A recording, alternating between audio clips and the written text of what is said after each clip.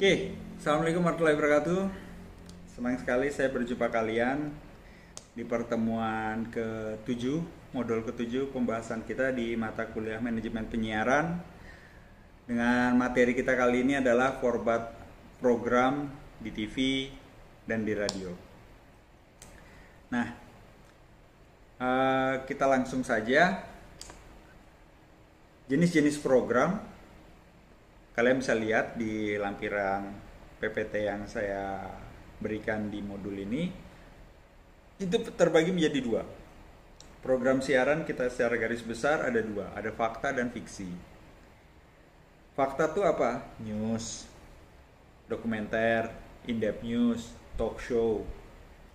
Fiksi itu apa? Ada musik, drama, olahraga, game, kuis. Loh, kok olahraga itu masuk ke fiksi? Ya, karena ada satu batasan di mana dia diatur. Diatur sebuah di dalam permainan, sudah ditentukan. Tinggal di dalam sebuah permainan itu menang kalah adalah hasilnya dari aturan yang sudah dibentuk. Nah, kalau fakta adalah yang tidak bisa direkayasa.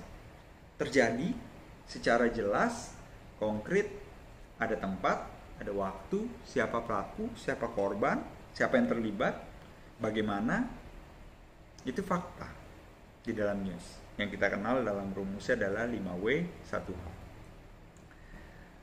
Fakta ini menyangkut kepada perseorangan, lalu melibatkan ruang publik dan ruang private. Di antaranya adalah peristiwa. Maksudnya itu apa? Ketika sebuah fakta, berita, itu menyinggung yang terjadi di ruang publik dan masuk ke wilayah privat, itu menjadi sebuah peristiwa. Seperti yang fenomena sekarang adalah kasus corona misalnya, COVID-19, China virus. Di mana awalnya ini hanya terjadi di luar Indonesia. Bermula dari kota yang bernama Wuhan di Cina.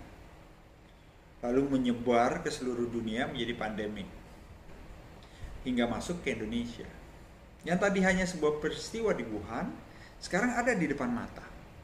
Ada di Indonesia. Dampaknya apa salah satunya? Wilayah masuk privat.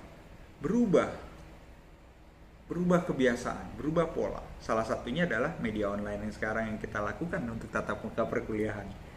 Kalau tidak ada pandemi, COVID virus seperti ini, mungkin kita tatap muka di kelas.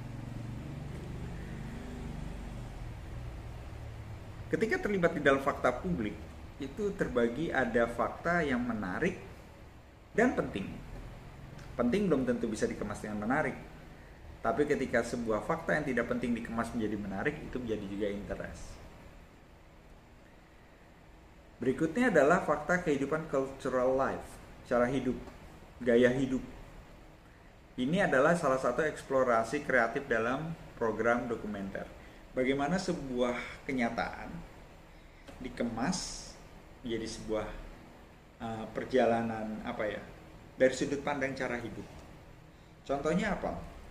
Dalam konteks di COVID-19 yang saat ini beredar, ada salah satu pejabat terindikasi positif. Sebut saja yang baru-baru ini yang kita dengar adalah Bupati dari Kerawang, Dr. Cecilia. Yang sebelumnya dia tidak dari luar negeri, dia tidak interaksi, warganya Kerawang pun tidak masuk ke zona merah, tapi ada pertemuan di mana dia hadir ke dalam satu forum ikatan mahasiswa Islam yang salah satu pesertanya, beberapa peserta keluar datang dari luar negeri, bersentuhan langsung. Sekarang dia positif. Ketika ini disentuh menjadi cara hidup seorang pejabat publik yang memiliki untuk bertemu adalah protokoler, tentu dia memiliki batasan, tapi ketika dalam ruang publik dikemas yang dia tidak duga, dia terkena. Itu bisa diasah. Nah, saya masuk ke format program yang ada di radio. Banyak jenis format program di radio. Siapa yang sering mendengar radio? Di mana kalian mendengar radio? Di mobil? Di kosan? Di rumah? Via streaming? Banyak jenis-jenis program kalau kalian telaah tidak kalah menariknya dengan TV.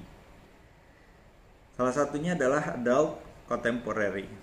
Maksudnya adalah di sini di mana konten ini diperuntukkan untuk orang yang sudah usia lanjut. Jadi kalau kita kenal bahasanya itu nostalgia. Jadi musik yang diputar, cerita yang diputar adalah nostalgia. Ini menarik. Berikutnya adalah contemporary hit radio, CHR. Atau kita kenal tuh top 40. Di mana di periode waktu tertentu lagu-lagu yang terkenal itu diputar ulang. Yang hits. Nah, ini bisa masuk ke wilayah top 40 di mana pemutarannya itu tidak terlalu sering frekuensinya, tapi akan ingat. Era 90-an tentu siapa yang tidak kenal remaja dengan yang nama Backstreet Boy, Westlife. Sekarang eranya udah berubah tuh. Kalau diputar sekarang segmentasinya generasi remaja sekarang nggak akan kenal siapa Westlife dan Backstreet Boy, tapi lebih dikenal K-pop. Atau ada sobat ambiar di sana. Sobat ambiar itu juga termasuk yang lekang dari usia generasi lampau atau usia tua sampai muda sekarang. Didi Kempot bisa menyatukan. Sobat ambiar itu bisa menyatukan semua lintas generasi. Nah, ini ada juga all news, all talks dan sport, di mana berita dan olahraga itu tidak mengenal genre, tidak mengenal usia. Semua masuk. Ini adalah salah satu jenis program radio.